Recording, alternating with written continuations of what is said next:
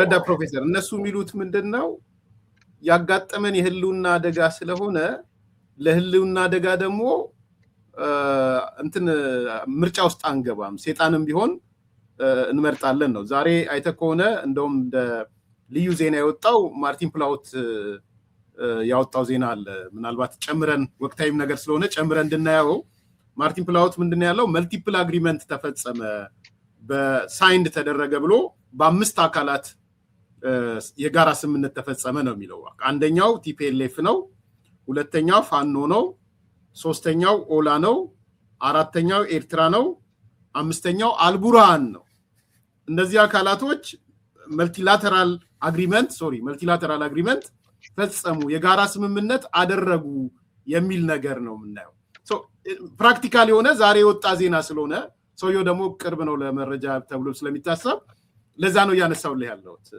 ዳምጡ አንድ የአማራ ትግል የቀሰቀስንበትና ወጣቶቻችንን ያነቃነቅንበት እንትኑ አንደኛው የአማራ ህዝብ የግዛት አንድነት የሚል ነው የግዛት አንድነት ሲባል ደግሞ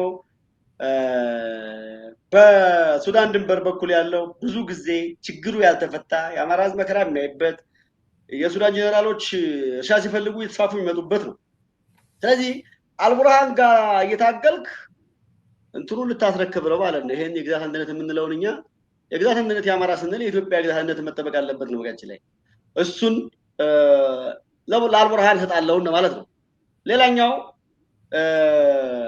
የወልቃይትና የራያ ጉዳይ የህልውና ጉዳይ ነው ብለን የጀመርነው ህልውና ስለዚህ ከተነጋሰ ሰራ የወልቃይትና የራያን ጉዳይ ህልውና አይደለም ምለህ እንደገና ልትክድ ነው ማለት ነው ከሻዕቢያ ጋር ስትሰራ አማራ የጨቋኞች ጥግ ነው ብላ የነዋልልኝም ጽሁፍ ጥራዝ ነጠቅ ጽሁፍ ተሸክማ ሄዳ ኤርትራ ፖለቲካ የሰራችበት በሻዕቢያ በኩል እሷ ናት ስለዚህ አማራን በዚህ ደረጃ ማርጂናላይዝ የማድረግ ፖለቲካና 1960ዎቹ ላይ ያ ሁሉ የአማራ ሊቃን እንዲጨፈጨፍ አማራ ሊቃን ብቻ ሳይሆን ኢትዮጵያዊ ሴንትሪስቱ በተለይ ሴንትሪስቱ በአማራ ስም ግን በደንብ የተገፋው የኦሮሞ ልጆች ጭምር የተጨፈጨፉበት በኤርትራውያን ግፊት በኢንተሌክቹዋል ዊንግ በተለይ ትምህርት ዩኒቨርሲቲ ውስጥ በተቀመጠው የ3ኛ ዓመት የ4ኛ ዓመት የ5ኛ ዓመት ተማሪ ለኛው ሞገደኛው ቡድን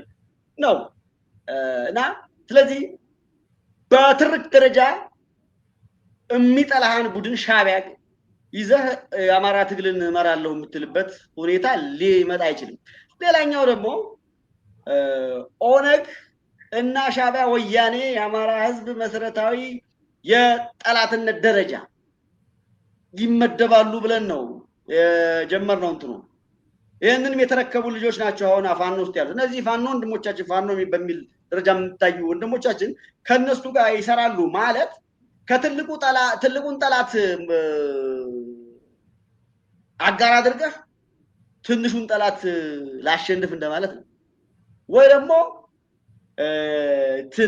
ደው ሽንት ቤት ውስጥ ቁጭ ብለህ ዝባድ ይሸታል እንደማለት ነው ትሩዳ ኢንኮምፓቲብል ቢንግ ነው የሚባለው ቢአይነስ ስምነት ካለ እኔ ያረጋሉ የሚል እንትኑ ራሱ በርግጥ ኮኔክሽኑ እንዳለ ዛሬ ነው አሁን እኔ አንተ ጋር ዝግጅት እያደረኩ ነው ማርቲን ፕላውትን ያየሁት ታውቀዋለህ ማርቲን ፕላውት በየስለማስ ኦፍ ኮርስ ያው እዚህ ጋር ፍትህ ጽፎታል አንኮንፊርምድ ሪፖርት ነው የሚለው ግን ሃይ ሌቭል መልቲላተራል አግሪመንት ተፈርሟል ይላል በቲፒኤልኤፍ በፋኖ በኦላ በኤሪትሪያ እና በጀነራል ቡርሃን መካከል እና ስርዓቱን ለመጣል ፕራይም ሚኒስትሩን ለመጣል ለምሳሌ ልንገርህ ትጥቅ ትግል ውስጥ ያለው ወንድሞቻችን መከላከያን እንኳን ደፈም ለማድረግ መከላከያን ለማጠላላት እንኳን ምንድነው ይተባለው የኦነግ ሰራዊት የሚል ስም ይሰጣል ነበር እንዴ መከላከያን እንኳን የዚህን ማህበረሰብ ስብስብ የሆነ ኃይል እንኳን በዛ ደረጃ ሲገልጹ የነበሩ ናቸው እነዚህ ሰዎች እኮ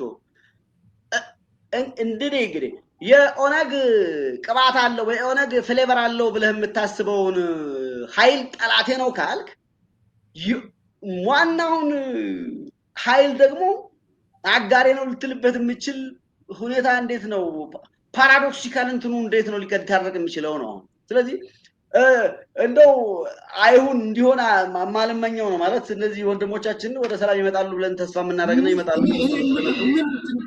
አሁን ኦኬ አልቡርሃን ቅድም እንዳነሳው ከኢትዮጵያ ድንበር የቆረሰው አለ አንድ ሊመልስ ነው ሊሰጣቸው ነው አንድ ህወሓት ወልቃይት ራያ የሚባለው አለ እነሱ ምዕራብ ትግራይ እና ይሄኛው የሚሉት ማለት ነው ሁለት የኦሮሞ ነጻነት ሰራዊት እነሱ እንግዲህ ቢዛሞ ወለጋ ቢዛሞ ምናምን የሚል ሁሉ እዝ አላቸው ሶስት ምንድን ነው የሚያገኘው የአማራው ኃይል ስጠረጥር የነ አፋብን አዲስ የተደራጀው ነው የሚመስለኝ የነዘመነ ስጠረጥር ምንድን ነው የሚያገኙት ማለት ከዚህ ውስጥ የሚያገኙት ነገር ምንድን ነው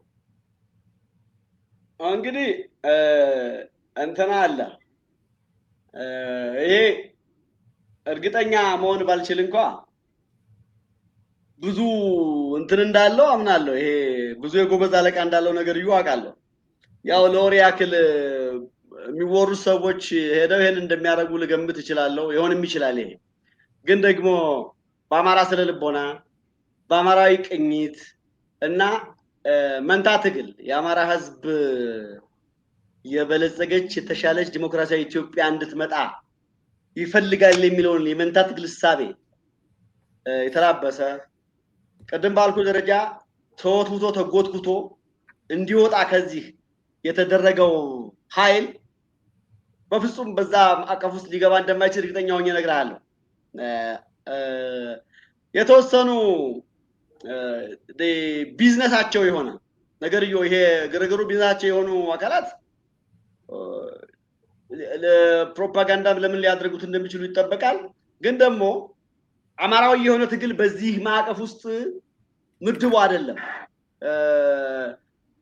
በዚህ ዲቪዥን ውስጥ አስነብበኛል አመሰግናለሁ በዚህ ይሄ ማርቲን ፕላውትና እቻለው በዚህ ዲቪዥን ውስጥ የአማራ እንትን አይደለም የአማራ ምድብ አይደለም ምድቡ የማን ነው የጠላት ምድብ ነው በጠላት ምድብ ውስጥ ደግሞ ወይ ውረድ እንውረድ ብለህ ለውጊያ ነው የምትሄደው ለፍልሚያ ነው የምትሄደው ወይ ደግሞ ውረድ እንውረድ ብለህ ከእንግዲህ በኋላ ላንነካካ ነው የምትሄደው እንጂ የፖለቲካ አጋርነትና አብሮነትን ይዞ በኢትዮጵያ ፖለቲካ ውስጥ ጣን ያለው ወይ ደግሞ ተጨባጭ ትግል ወይ ደግሞ ኃይል ሆኖ መገኘት የሚያስችል እንዳልሆነ ነው ሞስደውና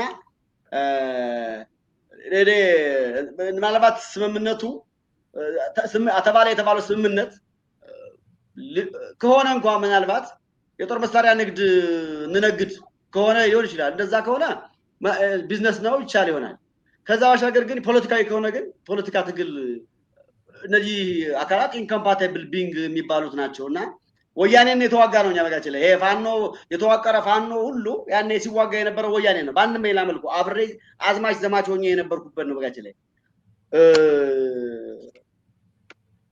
ማዕከል ድረስ መጥተው በነበረ ጊዜ ሸዋሮቢ ድረስ በነበሩ ጊዜ ሲዋጉ የነበሩ ልጆች አሁን ጋር እነዛ ልጆች በአሁን ሰዓት በየትኛውም ቋንቋ ከዚህ አሁን ከምትለው ኃይል ጋር የሚሰለፉ ልጆች አይደሉም ዘመዶቻችን የምናውቃቸው ናቸው እንትኑ ይሄ እንደው እግሩን አፈራጦ ሱዳን በራሱ የተቀመጠው ምናምን የሽፍታ ባህሪ ካልሆነ ተቀር እንደ ሽፍትነ ለመቀጠል የሚያስብ ካወስ ተቀር በአማራ ትግል ውስጥ ያለ ይሄኛውን እንትኑ መስመሩን የሱ አይደለም እንትንም የለኝም ማለት ውልም ተደረገ ቢባል እንደው ለይስሙላ ምናምን ነው ሊሆን የሚችለው ወይ ደግሞ የጦር መሳሪያ ንግድ እናዟዙር ኡጋንዳ ድረስ እንነግድ የሚል ካልሆነ በስተቀር የፖለቲካ ቅርጽ ያለው ነው ወይ ዲፕሎማቲክ ቅርጽ ያለው ነው ብዬ ልወስደው አልችልም አመሰግናለሁ ጥሩ በነገራችን ላይ እኔ የሚሰማኝን ልንገር አሁን አብን የመውጫው ሰዓት አሁን ነው ብዬ አምናለሁ ከብዙ ትርምስና ከብዙ ነገሮች ውስጥ አሁን የናንተ እውነታ ፍንትው ብሎ እየወጣ ነው ምን ያህል እየሸጣችሁት ነው ምን ያህል እያሳያችሁ ነው አላቅም ምክንያቱም ለአማራ ይታገላል የተባለው አካል ከአልበሽር ጋር ሄዶ ሲፈራረም ከህወሓት ጋር ሲፈራረም ከኦነግ ሸኔ ጋር ሲፈራረም እናንተ አሁን የመውጫችሁ ሰዓት ነው የናንተ እውነት የሚገለጥበት ሰዓት ነው እንደ ድርጅት እንድታስቡበትም ፈልጋለሁ በኋላ ከምርጫ ጋር ያይዤ አመጣዋለሁ። ግን እንደዛ አይነት ፊሊንግ አላችሁ? this is the time የኛ እውነታ የተገለጠበት ሰዓት ብላችሁ የምታስቡን ነገር አለ? ረዳት ፕሮፌሰር። እኛ እንግዲህ ተቋም ያለው ማህበረሰብ በመርህና በህግ የሚታገል ማህበረሰብ መዳረሻውን ያውቃል። መዳረሻችን ቅድም ያልኩህ ነው። የህይወት ቅርጹ የተስተካከለ የጭቆና ቃልና የጭቆና ድምጾችንና የሰቆቃ ድምጽ የማይሰማ ብልጽግናውን በራሱ አእምሮ በራሱ ጥረትና ልፋት ታታሪነት የሚያስተካ ማህበረሰብ እንዲፈጠርና ቀድሞ የነበሩበት የጭቆና ቀንበሮች እንዲነሱ የምንታገል ነን እና ተቋሙን ያስቀጠልነው በዚህ ቅርጽ ነው። በሆያ ሆዬ መሃል ማለት ነው። ያ ሁሉ ሆያ ሆዬ በስቶ እንኳን ያስቀጠልነው ይሄኛው ነገር መምጣቱ ስለማይቀር ነው። ሀቅ ስላለም የፖስት ትሩዝ ሶሳይቲ ውስጥ ስላለን ደረውነት እንትኑ ውሸቱንም እውነቱንም እየተቀላቀለ ሲወራ እየተደመጠ ስለነበረና ግርግሩ ብዙ ነገሮችን ስለሚሸፍን በጋችን ላይ ብዙ ሀቆች በጩኸት ተሸፍነዋል እና ያ ስለነበረ ያንን በሂደትና በተቋማዊ አሰራር በትግል ማለፍ አለብን ብለን እዛ ላይ ደርሰናል። እዛ ላይ ስንደርስ ግን አሁንም የአማራ ሕዝብ መከራ ውስጥ ነው ያለውና ተስፈንጥሮ መውጫ መንገዶችን ቆጥረን በመዋቅር ታግለን እሱን ስናሳካ እኛ ፍንትው ብለን የምንወጣበት ጊዜ አለ። አሁን ደግሞ መንገዱ ላይ ነን። ይሄን መንገድ ግን የምናስተካከው አሁንም ቅድም ያልኩህን እስከዛሬ ችላ ብለን ብዙ ያልተጠቀምነውን ሳይለንት ማጆሪቲ የምንለው ብዙሃኑን የአማራ ህዝብ በተለይ ኢኮኖሚክ ስትሬንግዙ የተሻለ የአካዳሚና ከአካዳሚ ባሻገር ዓለምን የሚረዳበት መነጽር ሰፋ ያለ ለቀቅ ያለው እሱን ስጋትም የሆነበት አግባብ አለ። አንዳንዴ ጸንፈዋለሁ የሚል እሱን በአግባቡ ተጠቅመን ሁለተኛ ፖለቲካል አማራ የሆነውን ባህላዊ አማራ የሆነው አይደለም። ፖለቲካል አማራ የሆነውን ሲባል ለምሳሌ እንደ ሰውኛ የአማራ ህዝብ መጨቆን የለበትም ብሎ የሚታገለው ከኛ ጎን የሚቆመውን አንድ የአማራ ህዝብ በአገር ውስጥ በአበርክቶና በልኩ ተጠቃሚ መሆን አለበት የሚለውን ኃይል ቢዘን ስንወጣ አሁን የጀመርነውን ታክቲክም ስትራቴጂም ወደ መሬት ላይ ስናወርደው ያን ጊዜ አሁን ያልከው የኛ እውነተኛ ገጽታ ለህዝባችን እየከፈልን ያለው መስዋዕትነት ትዕግስታችንም ለምጣዷ ሲባል አይጧ ተለፍ የተባለ ትዕግስታችንም አንዳንዴም ክፉን ሁሉ ዛቻውን ሁሉ ማለፋችንን የሚረዳበት ጊዜ አለ። ህዝቡ ግን ደግሞ በመዋቅር የምናገኘው ይሄ ሶበር የሆነው ህግና መርህ የሚያውቀው የሀገርና የዓለምን ፖለቲካ የሚረዳው በተንተን የሚችለው ኃይል ይረዳናል። አሁን ባለው ሁኔታ ላይ ምክንያቱም እኛ መሬት ላይ ያለነው ብያለሁ እየወራች እየወረድን የምንገኝ ነን እና ይሄኛው ኃይል ይረዳናል። ግን የሆያ ሆያው ኃይል ደግሞ ተጽዕኖም ቀላል አይደለም። እሱን ደግሞ የኛ ወንድሞችም ናቸው አብዛኞቹና አሳምነን ስልህ ነግረን ተነጋግረን እንደገና እንደጋግመን አንዳንዴም እኛ በሌለን በቦታ የሌሉትን ሁሉ እባካችሁ ረፉ እባካችሁ ይሄ አያዋጣን ብያል አሳምነንና ነግረን ወደ መስመር ስናመጣ አብዛኛው ኃይል የኛ መሆኑ አይቀርም። ወደ ሰላም የመጣ ኃይል አለ ሲባል እኮ ሰላማዊ የፖለቲካ ትግል እንደኛ ይጀምራል ማለት እኮ ነው። እንደኛ የሚጀምሩ ኃይሎች ነው የመጡ ያሉት እኮ ሌላ አይደለም። እነሱ የኛ ኃይሎች ናቸው። አሁን የኛ ቡድኖች ናቸው። ከኛ ጋር ነው ከሻይ ቡና ጀምሮ ወደዛኛው ወደ ፖለቲካዊ ማዕቀፉ የሚመጡትና ስለዚህ ሌሎችም ተመሳሳይ ከኛ ጋር የኛ አቋም የሚያራምዱ ኃይሎች ስላሉ በዛ ልክ ከፍ ብለን የምንመጣበት ነው። ደግሞም በጭንቅ ውስጥና በችግር ውስጥ ነው ከፍታን እንትን የምትስለውም መረማመጃውን የምታዘጋጀው ያን ጊዜ ነውና ዳገቱን ያልወጣ ተራራው ላይ ሊደርስ አይችልም። እዛ ላይ ያለ ነው። እኛ ዳገቱን እየወጣን ያለ ነው። አይ ቲንክ ፍንትው ብላችሁ መውጫው ሰዓት ይሄ ይመስለኛል እና እንዳመልጣችሁ የኮሙኒኬሽን ስትራቴጂያችሁን በፍጥነት ብታወጡ የእናንተ እውነት እየወጣ ስለሆነ ለሀገር ያላችሁንትን ከዚህ ከትብብሩ ቅድም ካነሳሁት ከሴጣንም ጋር ቢሆን ወዘተ የሚሉት ነገሮች አደባባይ ስለተገለጡ የእናንተን እውነት ፍንትው አድርጎ እያወጣ ስለሆነ አይ ቲንክ ራሱን የቻለ ስትራቴጂ ትነድፋላችሁ ብዬ አስባለሁ። ቦልድ ሆኖ መውጣት የሚያስፈልግበት ይመስለኛል። ወደ መግለጫችሁ ልሂድና አንዲት ነገር ትንሽ አስተያየት እንድትሰጥበት ፈለግኩኝ። በመግለጫችሁ ላይ ከዚህ በፊት በወጣው ላይ ምን ይላል? ኮት አንጻራዊ መረጋጋት ታይቶበት የነበረው ሁኔታ ሰሞኑን የአገር መከላከያ ሰራዊት መነቃነቁን ተከትሎ ህዝባችን ለዳግማዊ ሰብአዊ ቀውስ የሚዳረግበት ሁኔታ ተፈጠረ ይላል መግለጫችሁ ላይ፣ እንደ መንደርደሪያ ማለት ነው። አሁን ትንሽ ያስደነገጠኝ ምንድን ነው የአማራ ክልል መረጋጋት ከሀገር መከላከያ ሰራዊት መኖርና አለመኖር ጋር የተሳሰረ አድርጎ ነው አብን የሚያስበው ማለት ነው? እንደዛ ነው ግምገማችሁ? የሀገር መከላከያ ሰራዊት የአማራ ሰራዊት ነው፣ የኢትዮጵያ ሰራዊት ነው እና ከሱ ጋር መተሳሰሩ እንደ በጎ ነው የምናየው። ማለት ለሰላማችን ዘብ ነው የሚል አስተሳሰብ አደጉን እንፈልገዋለን እና እሱን ያዝልኝ። ግን ደግሞ አንዳንዴ ክፍተቶች ይፈጠራሉ ማለት የመከላከያ ሰራዊትም ሆነ የጸጥታ መዋቅሩ መነቃነቅ ወይ ደግሞ ቦታ መቀየር ለጥፋት ቡድን ወይ ደግሞ ለሆነ አካል የኛን ሰላም እና የኛን ማህበረሰብ መሻሻል መለወጥ የማይፈልግ ኃይል ካለ ለዛ በር ይከፍታል። ስለዚህ በር በተከፈቱበት አግባብ እንዲህ አይነት ጥፋቶች ተከስተዋል። በተለይ ደቡብ ጎንደር አካባቢ የሻዕቢያ ሰራዊት ጭምር ዩኒፎርምና መታወቂያ ተገኘ በተባለበት አካባቢ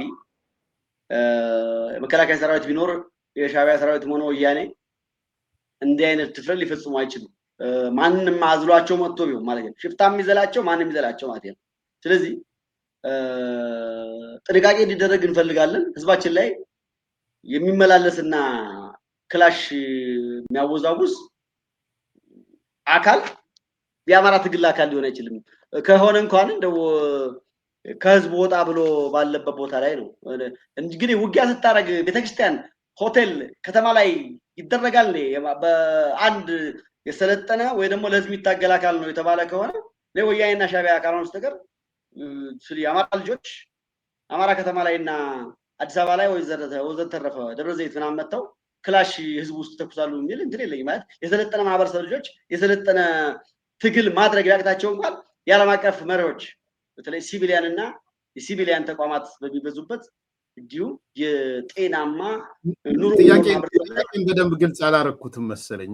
ምንድነው የኔ ጥያቄ ዳምጠው? የአማራ ክልል የጸጥታ ሁኔታ ከመከላከያ ጋር ከተሳሰረ መከላከያ ሲወጣ የሚረበሽ መከላከያ ሲኖር ሰላም የሚሆን እንደዛ አይነት እንድምታ ያለው መግለጫ ስላየው ነው። እና የመከላከያ ሚና ደግሞ እንደምታውቀው ዳር ድንበር ማስከበር ነው ቤዚካሊ የህገ መንግስታዊ ግዴታው። ኦፍኮርስ የህገ መንግስቱ አደጋ ላይ ከወደቀ ከተባለም ይኖራል። ግን በመከላከያ ላይ ጥገኛ የሆነ ደህንነት ሴኩሪቲ ነው ወይ ማህበረሰቡ ጋር? እንደዛ ነው ፊልም የምታደርጉት አብኖች? ከእኔ መስማት ፈልገህ ነው ይገባኛል። አንድ ኢንሲደንት በዚህ ደረጃ ሆኖ ካየን ወይ ደግሞ በቂ መረጃ ካለን ያ ኢንሲደንት መጠቀስ አለበት። እንዲህ አይነት ሁኔታዎች ታይተው በነበረ አግባብ ሌላ ኮዝ ኤንድ ኢፌክት የሚሆን ተከታይ ችግር መፈጠሩን ገምግመናል። የመከላከያ በተነቃነቀባቸው አካባቢዎች ላይ እንደ ጥፋት መፈጸሙ ጥፋቱን ገሌ ፈጸመው የሚለውን መደምደሙን ልተውና እኔ በዚህ ደረጃ ሊፈጽም የሚችል ሻዕቢያና ወያኔ ሊሆን ነው እንጂ የሚችለው የኛ ወይም አማራ ልጅ ነኝ ብል የሚል አያረገውም ብዬ ቀደም የጠቆም አድርጌ ያለው። ግን ማንም ፈጸመው ማንም መከላከያ እንቅስቃሴ ባረገበት ወይም ሽግሽግ ባረገበት አካባቢ ላይ እንዲህ አይነት ጉዳይ ተፈጽመዋል። ያም ሆኖ የመከላከያ መንቀሳቀስ ቀጥተኛ ግንኙነት ባይኖረውም እንኳ አለመኖሩ የሞራል የበላይነትና ጥቃት ለመፈጸም ሊያነሳሳም እንደሚችል መታሰብ አለበት። ሁሌ ጸጥታ ሊሰፍን የሚችለው ሁሌ በፖሊስ መኖርና በጸጥታ መዋቅር መኖር ብቻ አይደለም፣ በአስተሳሰብም ነው። ስለዚህ አለመኖሩ ያስተሳሰብ እንትን ፈጥሯል ማለት ቴስት እናድርገው ሊባል እንደሚችል ገምታለሁና በዛ ኢንሲደንት ላይ ብቻ ቁመህልኝ እንጂ ጠቅላላ የክልሉ ጸጥታ ከመከላከያ ጋር ብቻ የተሳሰራል የሚል ድምዳሜ ላይ አንደርስም አልደረስንም። አሁን ባልኩ ግን ከአንድ ኢንሲደንት ጋር አያይዘህ ብትረዳልኝ ይፈልጋል። ኦኬ እቀጥላለሁ። አሁንም በመግለጫችሁ ላይ በአማራ ክልል እየተካሄደ ያለው የትጥቅ ትግል የጦርነት ፖለቲካ ወይም የጎበዝ አለቆች የሽምቅ ውጊያ የሚላለው የአማራን ክልልና በክልሉ የሚኖረውን ህዝብ ኢትዮጵያን እንደ ሀገር ምንድነው ዋጋ ያስከፈለው? መግለጫችሁ ላይ ያስቀመጣችኋቸው ነጥቦች አሉ። ሰዎች ወደኋላ ሄደው ትንሽ ቆየት ብለዋል። ግን ያዩት የትጥቅ ትግሉ የጎበዝ አለቆች የሽምቅ ውጊያው ምንድነው አፌክት ያደርጋችሁ? ማለት በዚህ ደረጃ የሚመለሳለ ብለውም እያሉ ስላሉ አንደኛ እኛ እንደ ፖለቲካ ድርጅት በሰላማዊ ትግል የምናምን የህግ መሻሻል፣ የፖለቲካ ትርክት መለወጥ፣ የመዋቅሮችና መሰል ማንነት ጭፍለቃዎች መቆም ትኩረታችን ነው አይደል? በዚህ ደረጃ ነው የተነተን ነው የሚያወራ ነው እና እነዚህ ትልልቅ ጃያንት የሆነው የማንነት ጥያቄ የሚሆን የግዛት አንድነት የተባለውም ይሁን የማህበረሰብ ነፃነትና እኩልነት የሚሆን ወደፊት የተሻለ የህይወት አማራጭ የሚኖረው ማህበረሰብ መፍጠርም ይሁን አልተቻለም። አሁን እዛ ክልል የለም። ስለዚህ ክላሽ ባለበት አካባቢ ያ የለም። በቱሪዝም ኢኮኖሚ የተሻለ ክልል የነበረ አሁን የለም ያለ። ስለዚህ እሱ ጉዳት ነው፣ የኢትዮጵያም ጉዳት ነው፣ የዛ ክልል ጉዳት ነው።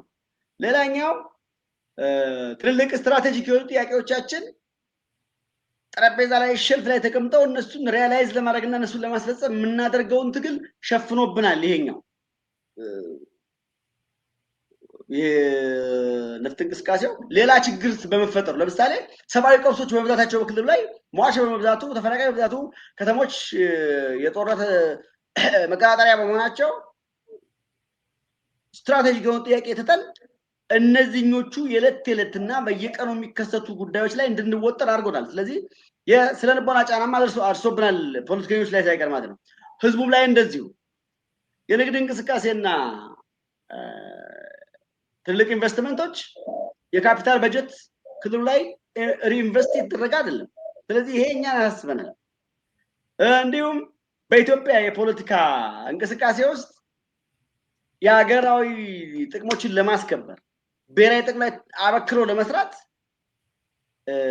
ኃይል እንዲመናመን አድርጎብናል። ይሄ እንቅስቃሴ ቅድም ያልከው ነው። ለምሳሌ የባህበር ጉዳይ የብሔራዊ ጥቅማችን ጉዳይ ነው። የናይል ፖለቲካ የብሔራዊ ጥቅማችን ጉዳይ ነው። እነዚህን ጉዳዮች በተቀናጀና ጉልበታችንን አሟጠን እንዳንጠቀም እምቅ ኃይላችን ያስተሳሰብ መበታተን እንዲኖር ያሳብ መበተን እንዲኖር ድም ኃይል መበተን እንዲወር ቅድም ባልከው አግባብ እና የፕሮፓጋንዳም አንዳንዴ እንትን እንዳይኖር ጫና እንዳንፈጥር ሁሉ አድርጎናል። ማለት ጠላት ግልጽ የሆነውን ጠላት እንኳን ቀድመን በበየነው ልክና በተስማማንበት ልክ አብረን እንዳንቀጥል አስችሏል። ስለዚህ እነዚህ ሁኔታዎች ስትራቴጂክ የሆኑ ጉዳዮች ሁኔታዎች እየተሸፈኑ ሌላ ተጨማሪ ግን ጣጣ እየመጣ ለምሳሌ ሆነ ልንገርህና ታጠቁ ኃይሎች ወደ ሰላም ሁሉም መጥተው እንኳን የኛ የዲዳር ጉዳይ ገና የኛ አጀንዳ ይሆናል። የኔና የሌሎች የፖለቲካ ኃይሎች የሚመስሉ የሪሃቢሊቴሽን ጉዳይ የስለልቦና ከጦርነት ስለልቦና የማውጣት ጉዳይ ማህበረሰቡን ጭምር ሌላ በጀት የሚጠይቅ አጀንዳ ይሆናል። ተጨማሪ አጀንዳ ነው ሰጠኝ ብዬ የማምነው ማለት ነው። ስለዚህ ሌላ ደግሞ ሶሻል ፋብሪኮች ተናግተዋል። የሚበቃቀል ደም የሚበቃቀል አማራ ይፈጠራል አለ እሱን የመግራትና እሱን ፈር የማስያዝ ጉዳይ እኛ ይወድቃል፣ ገና በህይወት ካለን ይወድቃል። ስለዚህ እነዚህ ከአማራ ዝማታ ሁለተኛ እነዚህ በጫካ ያሉ ወንድሞቻችን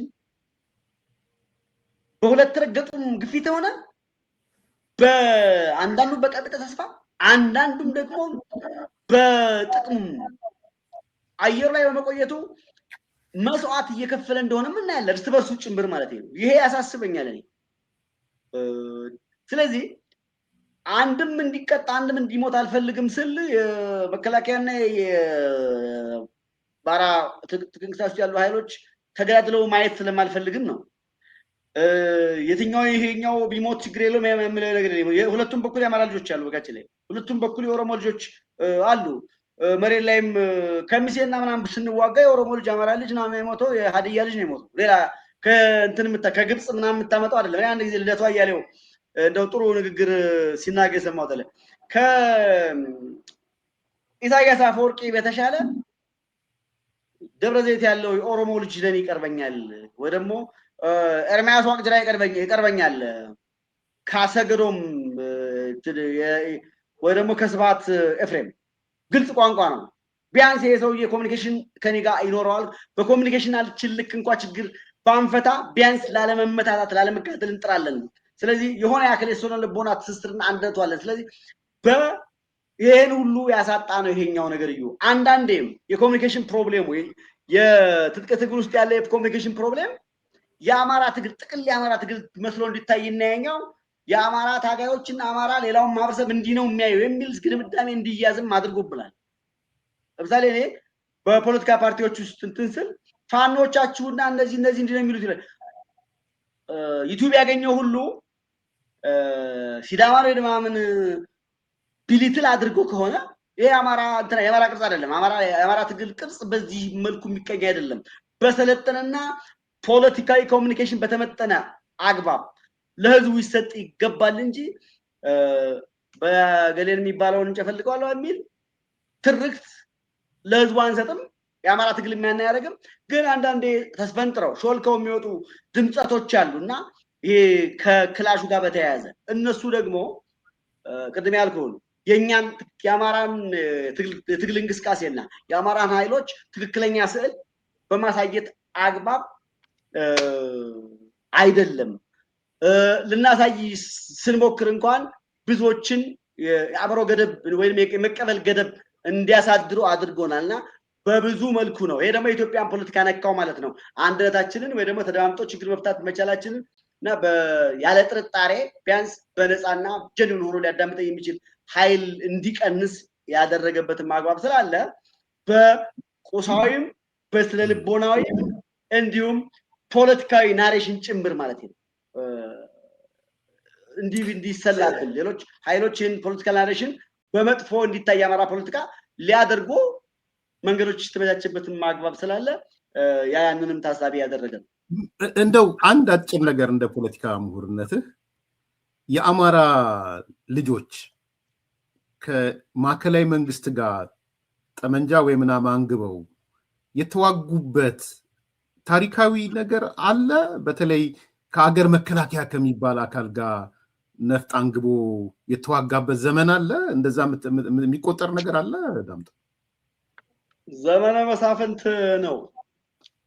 ለእንደዚህ አይነት እንትኖች ወደ ማዕከላዊ መንግስቱ ነው እያልኩ ያለው። ወደ ማዕከላዊ መንግስቱ፣ ወደ ማዕከላዊ መከላከያ ወዘተ ወደሚባለው ሂስቶሪካሊ እንደዚህ አይነት ነገር አለ? የዘመናዊ ኢትዮጵያ ፖለቲካ ከሆነ ሽመቃ ነበረ። ሽመቃ መቼ ነው? በኃይለስላሴም ላይ የሸመቁ ነበሩ፣ ግን ብዙ አልቆዩም። ደርግ ላይ የተወሰነ ነበረ። ደርግ ላይ በተለይ ከኢዲዩ ጋር በተያያዘ የአማራ ሊቃንና የትግራይ ሊቃን በብዙ እንደገና ደግሞ የማዕከሉ ሊቃን የኦሮሞዎችና የጉራጌዎቹን ማዕከሉ ላይ ያሉት በተወሰነ መልኩ በመራቤቴ በመንዝ አካባቢ እንቅስቃሴ አድርገዋል። በወልቃይት እንደዚሁ እንቅስቃሴ አድርገው ነበር። ደርግም ያው የባህሪውን የጁንታ ነው፣ የጎረምሳ ስብስብ ባይባል እንኳን ከሻለቃ በታች ተሰባሰቡ። ሻለቃና ከዛ በላይ ያለውን በስጋት እንደ ችግር የሚያዩ ቡድኖች ስለነበሩ እነሱም ከማዕከሉ ቢያባረሩት ተወሰነ ሽማግሌዎች ሳይቀር ይሄን አይነት ነገሮች አድርገዋል። የኔ የአያቴ ወንድም ለ5 ዓመት ያክል ሸምቆ ደርግ ላይ ተዋግቷል።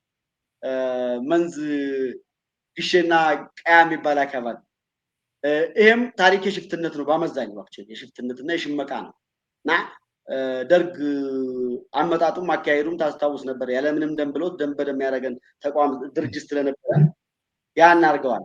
ግን ደግሞ ስትራክቸራሊ በተደራጀ የፖለቲካ ናሬሽን ይዘው እና የኔ ሀገር አይደለም የሀገር በምንም መልኩ መምጣት አለብኝ ከየትኛውም ኃይል ጋር ብሎ የመጣ ኃይል በታሪክ የተደራጀ ኃይል ኖሮ አያውቅም በአማራ ውስጥና ያ ሆኖ ደግሞ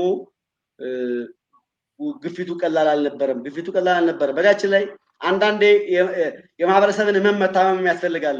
ወንድም ኤርሚያስ በተለይ መንገድ በሚዘጋ ጊዜ ይሄ ኦሮሚያ ክልል ላይ ከሰሜን ሸዋ በኩል የሚመጣ መንገድ ሰበብ ሊኖረው ይችላል። ምንም አይነት ሰበብ ከፍቼ በኩል የሚዘጋ መንገድ በሚኖር ጊዜ በርካታ የአማራ ማህበረሰብ በርካታ ቁስል የልብ ቁስል በሚያሳይ እኔም አንተም በዛ ብንሆን በጣም በምናዝንበት አግባብ አሳዛኝ ሁኔታዎች ተፈጥረዋል። ኢቭን የትራንስፖርት ቢሮ ኃላፊዎች እርስ በርሳቸው እንኳን ተናበው ችግር መፍታት ያልቻሉበት ሁኔታ ነበረ እና ያ ህዝቡ ላይ የሚፈጥረው ጫና ቀላል እንዳይመስል። ተፈናቃዮች በብዛት አሉ አማራ ክልል ውስጥ። ያ ተፈናቃይን ሪል ታጋይ ላይሆን ይችላል፣ ሪል የፖለቲካ ታጋይ ላይሆን ይችላል። በጋችን ላይ 40,000 45,000 ተፈናቃይ ባለበት ቦታ ላይ ተስፋ የቆረጠ ጎረምሳ ክላሽ ካገኘ ለየትኛውም ዓላማ በትግል ሰበብ ሊገባ ይችላል፣ ይሰማራል። ፌደራል መንግስቱን ተቃውሞ ምናምን ናሬሽን ኖሮት ምናምን ላይሆን ይችላል። በቃ ይገባል። ተስፋ የቆረጠን እንደዛ ይሆናል። ደብረ ብርሃን ላይ ባለበት አካባቢ በ40,000 ምናምን በላይ ተፈናቃይ አለ በአንድ አራት ካምፖች ላይ። ያ ሰው ላይ አእምሮ ስዕል ይፈጥራል። ክፉ የአእምሮ ስዕል ውስጠ ሚስጥሩና አፈናቃዩም ላይ ያውቅ ይችላል። ለምሳሌ እኔ ሰሜን ላይ እየተዋጋን እያለን ወያኔ ወለጋ ላይ እንደሚያፈነቅል አውቃለሁ። እኔ ዳምጦ ሰማ ወያኔ ከሆነ ጋር እንደሚያፈነቅል አውቃለሁ። አብይ አህመድና ይህንን የአማራ ኃይል የምንወጋው ከጀርባውን ከፊት ለፊት ምን ብሎ አማራን ሲያፈናቅል እንደነበር አውቃለሁ ወያኔ። እኔ ያኔ ፖዚሽን የትኛው ላይ እንደነበር ባላቅም ጌታዬ፣ ግን ክሪቲካል ማስ አጠቃላይ ህዝቡ ተፈናቃይ የሚያየው ህዝብ ያን ይረዳልሃል። እሱ ብቻ ሳይሆን ረዳ ፕሮፌሰር ከተፈናቃዮቹ ክላሽ ይዞ የሄደው ሰውዬ ከ2 ወር 3 ወር በኋላ ሀብታም ይሆናል። ባጃጅ ይገዛል፣ ቤት ይገዛል፣ ለቤተሰቦቹ ገንዘብ ይሰጣል። እናቴ ለምን ትለምኛለሽ እያለ 50,000 60,000 ብር ይሰጣል። ድራይቪንግ ፋክተርም አለው ልልህ ነው። መሳሪያ ለዚህ ነው ለምንም ዓላማ ሊሆን ይችላል ነው ያልኩህ። ያ ለምንም ዓላማ ሊሆን ይችላል። ወደዛ ሊሄድ የሚችልበት እድል አለ እና የመንግስትን ሚና መዋጣት አለበት። ተፈናቃይን ሪሃብሊት ማለት ተፈናቃይን ከተፈናቃይ ስለልቦና ማላቀቅ ወደ ነበረበት ቦታ የመመለስ ኃላፊነት አለበት።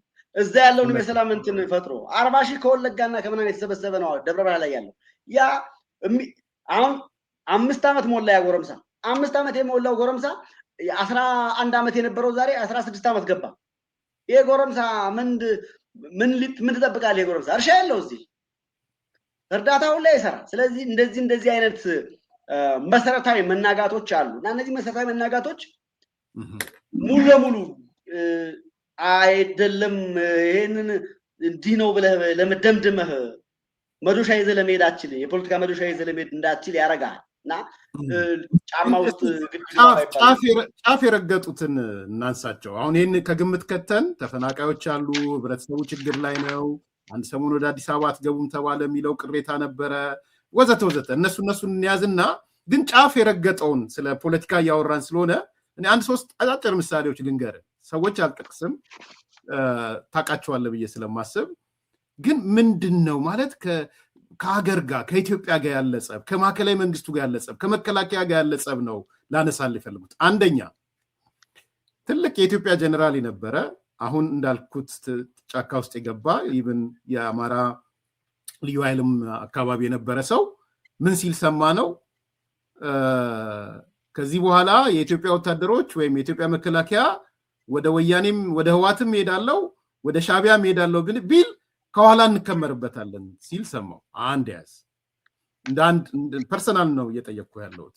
ከኋላ ከመርበታለሁ ምን ይሄ ለአማራ what is within it for ለአማራ እዚህ ነገር ውስጥ። ሁለተኛ አንደኛው ደግሞ የህዝብ ግንኙነት ኃላፊያቸው ሚዲያ ላይ መጥቶ ትልቁ ስኬታችሁ ምንድነው ተብሎ ሲጠየቅ የምዕራፍ 1 ትልቁ ስኬት መከላከያ ማፍረሳችን ነው አለ። ትልቁ ስኬታችን ምዕራፍ 1 ላይ ሙሉ ለሙሉ መከላከያ ፈርሶ ከ17 ዓመት በታች ያሉ ልጆች ነው አሁን መከላከያ ውስጥ ያሉት የሚል ተናገረ። ይሄም ኦፊሻል ያለ ነው የምናገረው። ሶስተኛዋ እዚህ ሀገር ነው ያለችው የዚህን ሚዲያ የምታስተባብር አካል ናት። በአንድ ወቅት ድምጿም ወጥቶ ነው ምንድነው ስኬት ተብላ ስትጠየቅ አሁን አንተ ዳምጦ ያነሳውን የአማራ ተፈናቃዮች ወደ ኦሮሚያ እንዳይሄዱ የሰራ ነው ስራ ስኬታማ ሆኗል አለች። ኦኬ አሁን አንተም ስላነሳልኝ ማለት ነው ምንድነው የሚነግሩ እነዚህ ሶስት ነገሮች? እንግዲህ እኔ እግዚአብሔር ይመስገን በሀገርና በመከላከያ ጉዳይ ላይ ሱስ ልብ ነው ያለኝ። በተለይ በመከላከያው 7 ዓመት በወያኔ ዘመን እንኳን መከላከያ ነበርኩ ብያለሁ። 99 ጀምሮ እዛ ነው ከዩኒቨርሲቲ ተቀጠርኩ እዛ ነው የነበርኩት። በመከላከያ ውስጥ ኦልሞስት ከመቶ ምናምን ዓመት በላይ የደረጀ ተቋም ነው።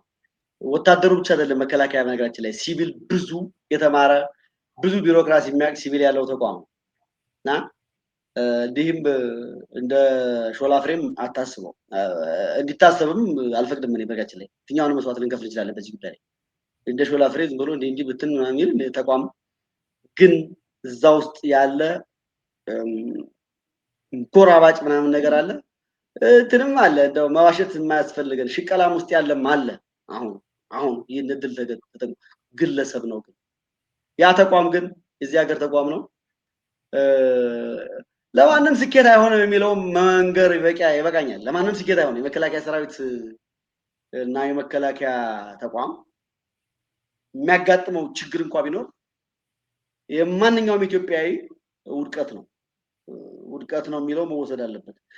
የኢትዮጵያ ስልጣንና የኢትዮጵያ የፖለቲካ ምህዋር መቆጣጠር ፈልጋለሁ ሲባል ግን በተጠበቀ ሀገርና ባለ ሀገር ላይ ነው ሆነ ያለበት።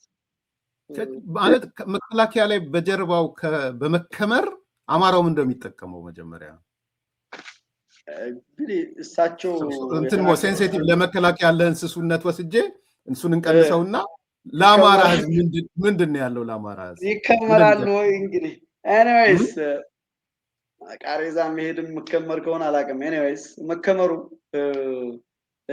ደው በግለሰብ ደረጃ ላይ በግለሰብ በአማራ ትግል ደረጃ ላይ ኦኬ በአማራ ትግል ደረጃ የአማራ ልጅ መከላከያ ተከምሮ ጠምዞ ይጥላል እና ለሱን ጥሎ የአማራ ህዝብ ስኬታማ ይሆናል ያተርፋል የሚል ድምዳሜ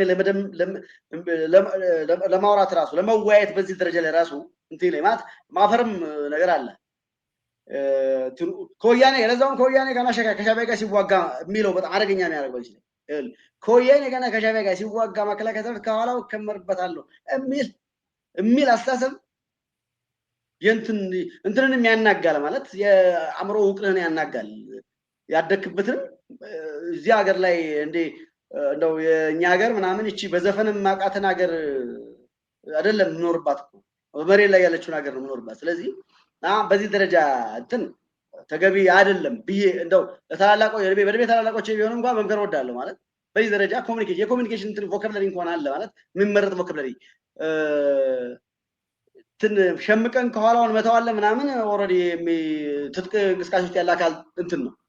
ግን ከወያኔና ከሻዕቢያ ጋር ሲዋጋ እኔ ከኋላ ወጋዋለሁ የሚል ዲቃላ አስተሳሰብ እኔ ፍጹም ትላል። ዲቃላ አስተሳሰብ ማለት ባንዳነት ነው ለኔ መጋጨ ላይ እኔ ማን ይበለው በደንብ ባላቅ እንኳን እንትን ይልሃል ማለት ይሻክራል።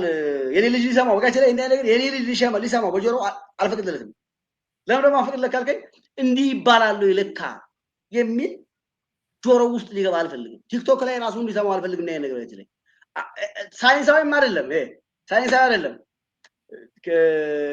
አመልክም በጉያህ ስንቅም በአህያ ነው ያለው እኮ ዳግማዊ ምኒልክ።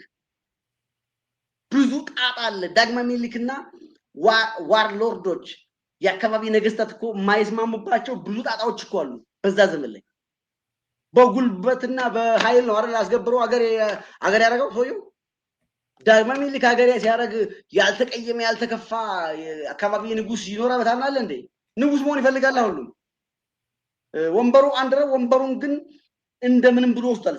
ከወሰደ በኋላ ግን አድዋ ስንዋጋ ያለው ምንድነው? አመልህን በጉያህ ነው። ቅሬታ እንኳን ቢኖርህ ጫላትና ግን ስንቅ ያዝ። እኔ ስንቅ እንኳን እንደ አሃድ አላዘጋጀውልህም ይዘህና ነህ ሲለው ሄዷል። ነጋሪ ጎስሞ ለዛውም እንደዛሬው አይደለም ስለዚህ የኔ አባት የኔ አያት ወይ ደግሞ ዳግማዊ ምኒልክም ብለው አፄ ኃይለ ሥላሴም ብለው ወደ ኋላም ተጉዘ ቴዲም ብለው ቅሬታ ባለበት ፖለቲካ ውስጥ ኖሮ ነው የአገር ጉዳይ የሚያስብ የነበረውና ኢትዮጵያውያንም እንዳንተ ተሰልፈን በነበረበት ትልቁ ስዕላችን ያድዋ ድል ላይ ከነቅሬታችን ሄደን ነው ቅሬታ ያለው ከኋላ ዳግማዊ ምኒልክ ላይ አልተከመረም የዳግማዊ ምኒልክ ሰራዊት ላይ ለዛውም ያርሶ አደርና ሶርሳይ አንፕሮፌሽናል በሆነ ሰራዊት ላይ እንኳን ጠመንጃ ውድ በነበረበት ጊዜ ጠመንጃ ነጣቂ ኢትዮጵያዊና አማራ ወይ ደግሞ ሌሎች ማህበረሰቦች አልተፈጠሩም አመላቸውን በጉያቸው ይዘው ቅሬታቸውን ይዘው ነው ወደ አድዋ ይሄዱ ስለዚህ ያ ለኛ በቂ መማሪያ ነው ብያምናለሁና ይሄኛውን ተናስተሳሰብ ምናልባትም የሆነ ቀን ግንፍልታ ወይ ደግሞ ንዴት ያመጣው ሊሆን ነው ይችላል ብዬ ነው የምወስደው እና በዛ ልክ እንትን በላይ ጥሩ ሁለት ረገጥ ካድሬዎች ተጠቅሳለሁ ህዝባችን የግጭት ነጋዴ ደላሎችና የሁለት ረገጥ ካድሬዎች መፈንጫ በመሆኑ ህዝቡ ከፍተኛ ዋጋ እያስከፈለ ነው እነማን ናቸው እነዚህ ሁለት ረገጥ ካድሬዎች ሰሞኑን ከቀደም ያነሳቸው በድርድር የመጡት በሰላም የመጡት ወንድሞቻችን እኔም ወንድሞቼ ናቸው የሚያነሱት ነገር ነበረ ይሄ ቀኝ ውስጥ አርበኛ እያሉ የሚያነሱት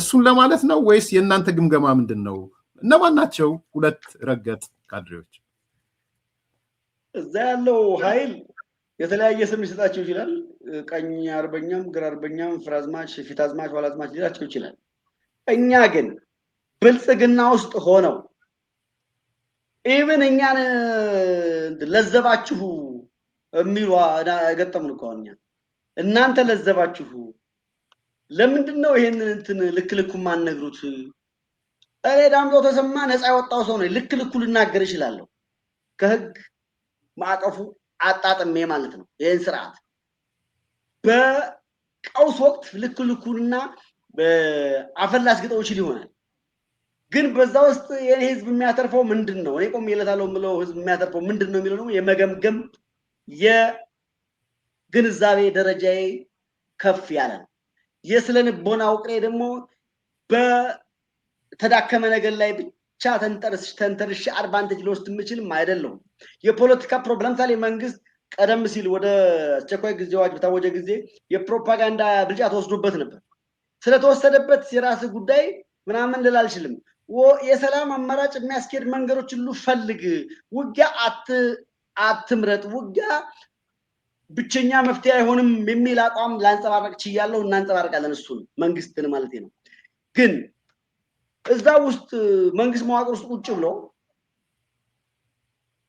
አንዳንዴ ሲመቸው መንግስት ላላ ባለ ጊዜና የገርስ በርስ ፍትጋና አንጃ ሲገጥመው የትጥቅ እንቅስቃሴ ቀኝች የሚሆን አካል ለትጥቅ እንቅስቃሴው ማልበጀም መስዋዕት አስከፍሏቸዋል ወንድሞቻችንን ለመንግስት ደግሞ ብጉንጅ ነው በተለይ አማራ ብልጽግና ውስጥ ያለ ብጉንጅ ነው በግልጽ ቋንቋ እኮ እኔ ለምሳሌ ማን ተፈራለህ ካልከኝ ብልጽግና ውስጥ ያለ ለሁለቱም የሚሰግድ ካድሬ ነው በርግጥ ካድሬ ለማለት ይከብደኛል በጋች ላይ ካድሬ ለመባል ቢያንስ ለቆምክለት ዓላማና ለተቋምህ በቂ ግንዛቤ መረዳትና መስመር ይዘህ ሌላውንም ለማስተማር ወደ አንተ ለማምጣት መስመርህን ለማስተማርና ከመስመር ጋር የሚሰለፍ ኃይል የመፍጠር አቅም ሙያ እና ልምድ ነው ካድሬ የሚያሰኘው ይሄኛው ካድሬም አይደለም ዘሎ ገብ ነው ዛሬ እንዲመጡላችሁ ይላል ገሌ መጣላችሁ ይላል ነገ ደግሞ መግለጫ ሲወጣ ደግሞ ጽንፈኛ የሚል ቃል በደንብ አጉልቶ ከሚናገሩት አካሎች ደግሞ እሱ ጽንፈኛው መጣ ብሎ የሚጽፍሱ ነው በውስጥ ደግሞ በቴክስት እዚህ በከለከያ መጣ እዚህ አድማ ብተና መጣ የሚለው እሱ ይሄ ጥቂት እንኳን ቢሆንም አደገኛ ነቀርሳ ነው እና ሁለት ረገጥ ያለ ይሄ ነው እነዛኞቹ ወደ ስራ የመጡ ወንድሞቻችን ምናልባት ቀኝ አርበኛ ያሉት እሱ ሊሆን እንደሚችል ገምታለሁ። በእኛ ቅርጽ ግን በወጥ አቋምነት ስለሌለ የመንግስትን ማህተም ግን የሚፈልግ የዛኛውም ትጥቅ እንቅስቃሴ ውስጥ ያለውን አካልም ብሌዚንግ የሚፈልግ ኃይል አለ። ያ ደግሞ ለአገራዊ ስርዓቱም አደገኛ ሆኗል፣ ለትጥቅ እንቅስቃሴውም አደገኛ ሆኗል። ትጥቅ እንቅስቃሴውም ላላ ደከም ያለ ቀን ትጥቅ እንቅስቃሴውንም የሚያስመታው እሱ ነው። አጋር ይመስላል የሚያስመታው። ስለዚህ ራሱ ለጊዜው ይሄ ግርግር ስላለ ይሄ ቡድን አየር ላይ አለ። ለሙስናና ለግል ጥቅም ማካበቻም ተመችቷል። ይሄ ግርግሩ ኦዲት የለም፣ የህዝብ ስብሰባ የለም። ህዝብ ተሰብስቦ ይሄ ቼክን ባላንስን በሚፈጥር አግባብ የሚሞግት የለም። የፓርቲ ግምገማና ኤፊሽንሲ የሚሞላበት ስርዓት የለም።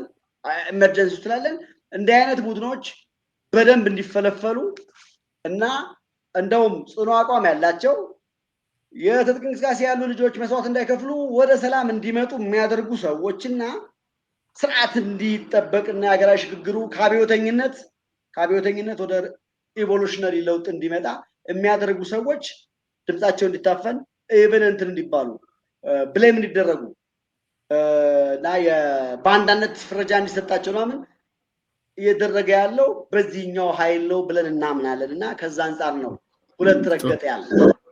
ጥሩ እያጠቃለልኩኝ ነው። ወደ ህወሓት ልምጣ እናንተ ነግ ወደሚባለው እና የ24 ሰዓት መግለጫቸውን እያየው ነበረ። 3-4 መግለጫዎች ጊዜ ካላገኘ ሃይላይት አደርግልሃለሁ። አንደኛ የትላንትናውን እንኳን አይተከዋል፣ ትንሽ አውርተንበታል፣ ረስቸው ነው። አንደኛ ይሄ ጊዜያዊ መንግስቱ ያወጣው ነው። በጥቂት ቀናት ትግራይን እንቆጣጠራለን የሚል ጊዜያዊ አስተዳደሩ ያወጣው መከላከያ በትግራይ ሰሜን ዕዝ ካምፖች እንዲሰፍር ጊዜያዊ አስተዳደሩ ተስማምቷል የተባለው መረጃ ሐሰት ነው። ለምን ይህ ሐሰተኛ መረጃ እንደተሰራጨ እናውቃለን የሚል ያንተን አረዳድ ትነግረኛለህ። አንዱ ጊዜያዊ አስተዳደሩ። ሁለተኛ ዛሬ ህወሓት ያወጣው መግለጫ ነው። እንደ ፓርቲ ምንድነው ያለው? ህወሓት ደግሞ ወይም ቲፒኤልኤፍ በጥቂት ቀናት ትግራይን እንቆጣጠራለን የሚል ዝግጅት እየተደረገብኝ ነው፣ መብታችንን ክብራችንን ለመከላከል ቆርጠን ተነስተናል አይነት ነገር ነው የሚለው። ሶስተኛው ትላንትና የትግራይ የጸጥታ ዘርፍ ነው፣ ትዕግስት ፍራቻ አይደለም ነው እያለ ያለው። በትዕግስት ስላለን ፍራቻ ውስጥ አታስገቡ። በሌላ በኩል ደግሞ የትግራይ ለውጥ ፈላጊዎች ጥምረት የሚባለው እነ ጌታቸው ረዳ እነ ጀነራል ጻድቃን ያሉበት ትላንትና በግልጽ አዲስ አበባ ስብሰባ ላይ በተለይ አቶ ጌታቸው ረዳ በሆነ መንገድ ይህ ኃይል መወገድ አለበት፣ ይህ ኃይል በፍጹም መሻሻል የሚችል ሰው አይደለም፣ ስለዚህ ሊወገድ ይገባል የሚል እነ ጀነራል ጻድቃን እነ ጌታቸው ረዳ እያሉ ነው። ይሄ እንዴት ነው የምታየው? ከእናንተ ፓርቲ አንጻር የእናንተ ግምገማ ምንድን ነው? እኛ በትግል ቀጣይነት ላይ ነው ያለ ነው። ቀደም እንደነገርኩህ የአማራ ብሔራዊ ንቅናቄ የትግል ቀጣይነት ላይ ነው ያለው። እንደው በቅርብ ጊዜ እንኳን ብሔርተኛ ቅርጽ ያለውን ፕሮፌሰር አስራትን እንቅስቃሴ ብታየው ወያኔንና የወያኔ ሳተላይቶች ናቸው መስዋዕትነት ያስከፈሉትና የዛ ቀጣይነት በጎ ተጽዕኖ ፈጣሪ በጎ ኃይል ኢትዮጵያዊ ትግል እንዲኖር የምንፈልግ ነው። ይህን ስንፈልግ ግን ነቀርሳ መታከም የለበትም ብለን እናምናለን። መታከም አለበት ብለን እናምናለን። የኢትዮጵያ ነቀርሳ ነው ትነግ ወይ ደግሞ ወያኔ የምንለው ኃይል ለመጀመሪያ ጊዜ በሰነድ ደረጃ አሸባሪና አሸባሪነትን በልኩ የሚያሟላ ኃይል ነው ብለን ሰነዳችን ላይ የጻፍን ለፐብሊኩ ኢንዶክትሬት ያደረግነን ኋላ ላይ ሌላው ተቀበለው ተጋራው በሰሜን ጦርነት ጊዜ። ስለዚህ ይህ ኃይል ጋንግሪን ነው፣ ኢትዮጵያ ፖለቲካ ላይ ጋንግሪን ነው። እንደ ሙቀጫ ራሱ እናቱን የሚቀጠቅጥ ነው የሚል ሰምቻለሁ። ጠቅላይ ሚኒስትር ባለፈው ህወሓት ራሱን እናቱን እንደ ሙቀጫ የሚቀጠቅጥ ነው፣ አድምቶ እንኳን አይበቃውም አይነት ሀሳብ ሲያቀርቡ ሰምቻለሁ። ከዛም በላይ ነው። ይሄ ኃይል እረፍት የለውም ሲባል ማንንም ነው የሚወጋው። መጋችን ላይ ትንንም ሶሻል ስሪትን ነው የሚወጋው። የፖለቲካ እንትኑን ምህዋሩ ኢትዮጵያ የሚለውን እኮ ነው በትረካ ኢትዮጵያ የሚለውን ትልልቅ የምትለውን ተቋም የሚመስለውን ነገርና የኢትዮጵያ ማጠንጠኛ የሆኑትን ነገሮች ሁሉ ነው እየመታ የመጣው በትርክቱ። ስለዚህ ኢትዮጵያዊነት ራሱ እንደ ጠላት የፈረጀ ኃይል ነው። ስለዚህ እና የብሔር ቅንጥብጣቢ መንግስትና የህዳጣን የበላይነት እንዲሰፍን ሲፈልግ የነበረና እስከዛሬ ያቆሰለን ኃይል ነው። ስለዚህ አቁስሎን ያለ ኃይል ነው። ደግሞ ራሱም አሁን የቆሰለ ኃይል ነው። እነ ጌታቸው ረዳ ያሉት ደግሞ ከፈረሱ አፍ ሰማን ነው የምንለው እኛ። ከፈረሱ አፍ ሰማን እነሱ ካሉት በተሻለ እሱ ሊገልጸው ይሄን ኃይል ሊገልጸው የሚችል የለም። ከነ ሞፈሪያት የተሻለ ይሄን ኃይል ሊገልጸው የሚችል የለም። ሞፈሪያት በፍጹም ይሄ ኃይል ለትግራይ ህዝብ ነቀርሳ ነው ያለችው። እውነት ነው፣ የትግራይ ህዝብ ነቀርሳ ሆኗል። ስለዚህ የትግራይ ህዝብ እንዲያልቅ ነው እንትኑ ትግሉ። በአንድ በኩል የትግራይ ህዝብ እየተራበም የፖለቲካ ስራ ይሰራበታል፣ በመራቡም የሚሰራበት ነው። የትግራይ ህዝብ ጋር በመራቡም በመሞቱም ሀውዜን ላይ በመጨፍጨፉም ፖለቲካ የሚሰራበት ነው። ያው ተስፋዬ ገብረአብ ጽሁፎችን ትላለ እና ትነግ እንዲመታ ይፈልግ ነበር ሀውዜን ሳይቀር ነው ተስፋዬ ገብረአብ። ስለዚህ ትልልቅ የነሱም አመራር የነበሩ ሰዎች ይህን ነው የነገሩን እና ለኢትዮጵያ እና ለኢትዮጵያዊነት ወይም የጋራ እሴት ላለው ማህበረሰብ ከተማ ሳይቀር ጥላቻ ያለው ነው። ያው ባለቤት አልባ ከተማ ስትል 8 ዓመት ምናምን 10 ዓመት አዲስ አበባ ላይ ከቀበሌ ቤትና ከኪራይ ቤቶች ውጭ የሚፈልጉት ነገር አልነበራቸው። የቀበሌ ቤት የኪራይ ቤቶች እና ምናምን እሷን እንደምተቀራምተው ቁጭ ነበር ያሉባት እና ከተማው የነሱም አይመስላቸውም ነበር። መሬት ሲቀራመቱ ነው ትንሽ ለካ መሬት ከወሰድን የኛ ነው ወደሚል የመጡት ከ97 ብቻ በኋላ እና እንዲህ አይነት ኃይል ባደገኛነቱ ገደብ የለውም። ስለዚህ ጌታቸው ረዳው ባለው ጌታቸው ረዳ ነጻርቀን ባሉት ልክ ነው የሚሆነው። እኛ ደግሞ አሸባሪነቱን ከማወጅ ባለፈ መንግስታዊ አሸባሪ ነው ብለን ነበር ያለው። አሁን ደግሞ ክልላዊ አሸባሪ ግን በአንጃ የተከፋፈለ የቆሰለ ጅብ ነው። ቆስሏል በብዛት ግን ደግሞ አጥፊና በተልእኮም ጥፋት የሚፈጽም ነው። ስለዚህ የሌላም አካል ተቀጥቶ ያመጣል። እሱም ደግሞ ተላላኪ የሚፈጥር ኃይል ሆናልና ያንን እነሱ ባሉት ልክ ነው የምወስደው። ሌላው ግን ፍራቻ ትዕግስት ፍራቻ አይደለም የሚባለው። ፍራቻ መጥፎ ነገር እኮ አይደለም። በጋችን ላይ ፖለቲካ ላይ ፍራቻ ትክክል ነው። እንደው ዝም ብሎ እምቡር ምናምን ስለለመዱ ነው እንጂ እንበርተጋታ ላይ ምናምን የሚለው ይሄ ገበጣ ውጊያ ነው ለኛ ጦርነት ምናምን እያሉ ሲቀልዱብን እንደነበሩት ነው እንጂ ፍራቻ በፖለቲካ ተገቢ ቦታ ሊኖረው ይገባል። ማፈግፈግ እኮ የመጠቃት እድል ሰፍቷል በማለት ነው። በዓለም አቀፍ ሕግ በጦርነት ሕግ ለመዋጋት ስትዘጋጅ ገና የማሸነፍ ተንደንሲ አነስተኛ ከሆነ ፍራ ነው የሚለው ሕጉ። ተው ነው ፍራ።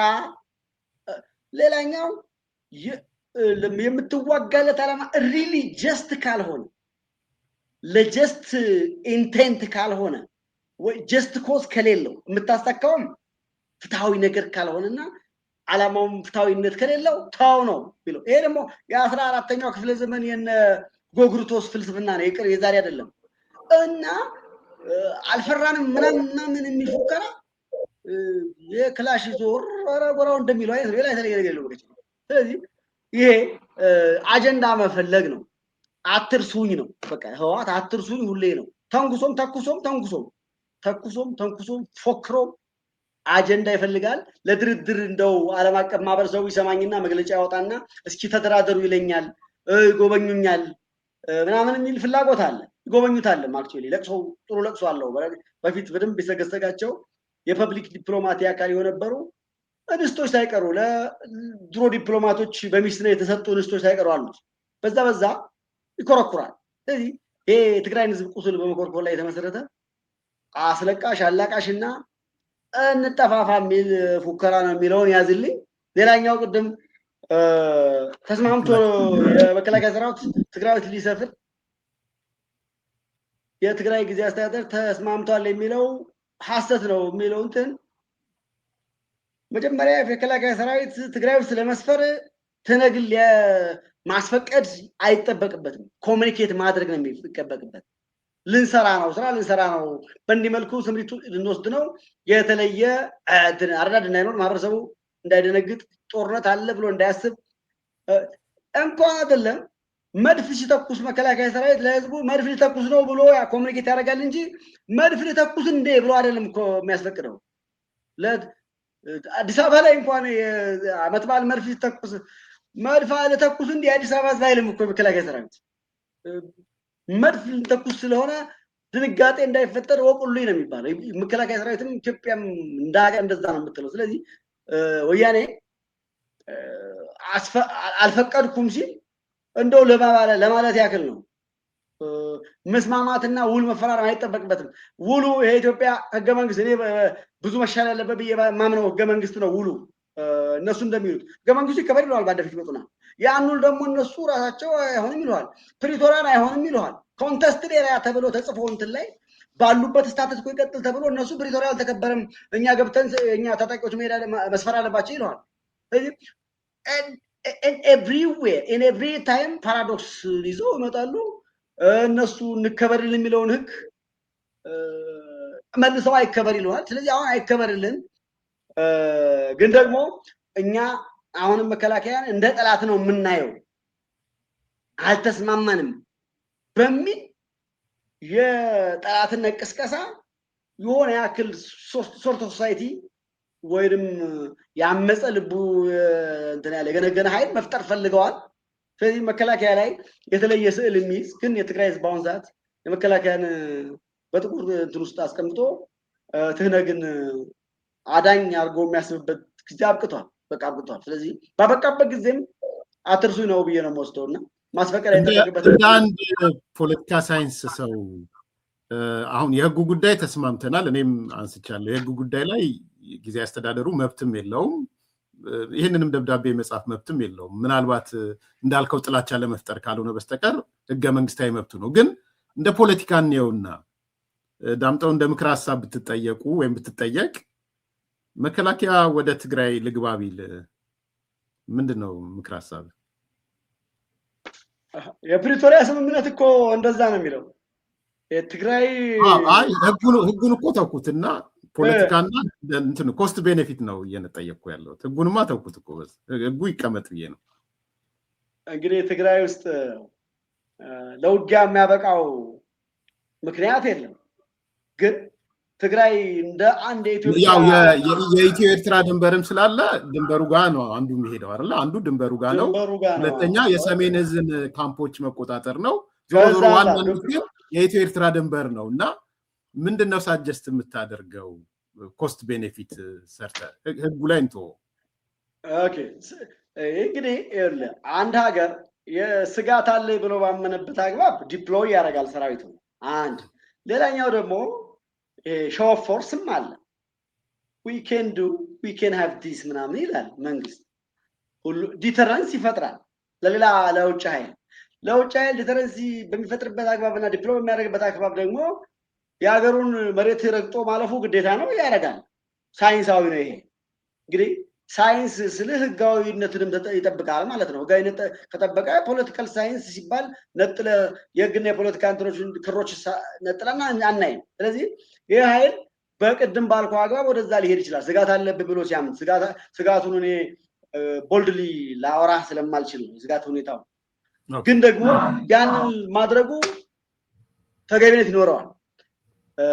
ተገቢነት ይኖረዋል ሲባል ግን የትግራይን ህዝብ ኮሚኒኬት ማድረጉ የትግራይ ህዝብ ጤናማ ሲያልፍ ሲያገድም ማለት ነው። ሲሄድም ታንክ ሲንቀሳቀስም መድፍም ሲንቀሳቀስ የትግራይ ህዝብ ለኛ መከታ ነው ብሎ እንዲያምን ኮሚኒኬሽን ያስፈልጋል። ፖለቲካል ኮሚኒኬሽን ለህዝብ ነው፣ ለትነግ አይደለም። የትም ላለው ነው ደግሞ በመደበኛውም መንገድ። ስለዚህ ሚዲያዎችንም ጨምሮ መገናኛ ብዙሃን ጨምሮ ለትግራይ ህዝብ በግልጽ ይሄ ጠመንጃ እየጓጓዝ ነው አሁን በላይ ወራ መችም ይገባሃል። ክላንስታይኖቱን ተለያይተህ ግን ደግሞ የመከላከያ እንቅስቃሴ በየትኛውም መልኩ ለትግራይ ህዝብ መከታ ነው የሚለውን እንዲረዳ በሌላ ቋንቋ በፖለቲካ ቋንቋ ሊነገረው ይገባል። ትግራይ ለፕሮፓጋንዳ ተጋላጭ እንዳይሆን ነው፣ ለወያኔና ለሌሎች ኃይሎች ፕሮፓጋንዳ ተጋላጭ እንዳይሆን ነው። ከዛ ውጭ ግን የዲፕሎይመንት ስጋት ባለበት አካባቢ ሁሉ ይኖራል፣ ይቀጥላልም ነው የምለው እና ተባባሪ የመጨረሻ ያደመነው የጦርነት ደመና ላይ የኃይል አሰላለፉን ከኤርትራ ከሱዳን ከኢትዮጵያም ውስጣዊም በደንብ ስላየን ሌሎች አህጉራዊም ቀጠናዊውም አፍሪካ ቀንድንም ምንድን ነው የሚታየህ? እሱን ማጠቃለያ ጥያቄ ነው። እንግዲህ ጠላትማ ምንጊዜም ጠላት ነው ይላል አንዳንዱ ሲፎክርና ያው የተለመደው ጠላት አለ። አሁን የተለመደው ጠላት አለ ስልህ ምንድነው ግልጽ አሰላለፍ የሚታየህ ምንድነው? መጀመሪያ እሱ እንዲህ ብለህ የምትለው ይታይሃል አሰላለፍ? እኔ በደንብ የታየኝ መቼ መሰለህ? ኢትዮጵያ ሜሞራንደም ኦፍ አንደርስታንዲንግ ከሶማሌላንድ ጋር ፈረመች ሲባል ጉባኤ ያደረጉት ግብፅ፣ ሻዕቢያና ሶማሊያ ናቸው። ይሄን ደግሞ ሩጫውን በደንብ 100 ሜትር ያደረገችው ግብፅ ናት። ቀጥላ 150 ምናምን አድርጋ ተከታትለው የሄዱት ኤርትራና። ስለዚህ የሚያሳይ የግብፅና በዛ በኩል ያለው አስተላለፍ ብሔራዊ ጥቅም ጉዳይም ነው በእነሱ። እንደምንም ተብሎ ኢትዮጵያ ውስጥ ያለውን ኃይል ማንም ይምጣ፣ በነገራችን ላይ እኔ የኢትዮጵያ ጠቅላይ ሚኒስትር በሆን ወይ ደግሞ እነሱ ተዋሉት የሚባለው አንድ ጓደኛችን የኢትዮጵያ ጠቅላይ ሚኒስትር ቢሆን የግብፅ ኢንትረስት ግልጽ አስተላለፍ ነው። በቃ ግልጽ አስተላለፍ ነው። ጀዋር መሐመድ የኢትዮጵያ ጠቅላይ ሚኒስትር አይሆንም እንጂ ቢሆን የግብፅ አቋም ተመሳሳይ ነው። ስለዚህ ግብፅ በየትኛውም ቡድን በኩል መምጣቱ አይቀሬ ነው። ለየትኛውም ቡድን ቢሮ ማቅረቡ አይቀሬ ነው። ያ የትኛውም ቡድን ስል ደግሞ የኢትዮጵያ ኃይል ሆኖ ሀገር መስርቶ ጠንካራ የፖለቲካ አታጋይ እንዲሆን አይፈልግም። በጥባጭ ክላሽ አወዛዋዥ ምናምን እንዲሆን ይፈልጋል። ስለዚህ ኦነግንም ቢሆን የትኛውንም ኃይል ማሰለፋቸው አይቀርም። ግን ደግሞ ዋናው ዋልታው አንደኛው የግብፅ ኢንትረስት ነው፣ ሌላኛው የኤርትራ በተለይ ከባህር በር ጋር በተያያዘም የኢትዮጵያ ማህበረሰብ ደግሞ የኢትዮጵያ ሕዝብ ደግሞ በተወሰነ ደረጃ ቀድሞ ከነበረው በጣም በተሻሻለ ደረጃ የባህር በርን ጉዳይ አብላልቶ የራሱ የማድረግ ደረጃ ላይ በመድረሱ ሻዕቢያ ኤርትራን እንደ ሀገርና እንደ ኤርትራ ሕዝብ ላወራው አልችልም። ሻዕቢያ የተለመደውን ጠላትነቱን አጠናክሮ እንደሚመጣ የሚጠበቅ ነው። ስለዚህ የነዚህ የሁለቱ ቡድኖች ተልኮ ሌላው ጋር ሊንጸባረቅ ይችላል። ያ ግን እንትን አይደለም፣ ጉልበታምም አይደለም።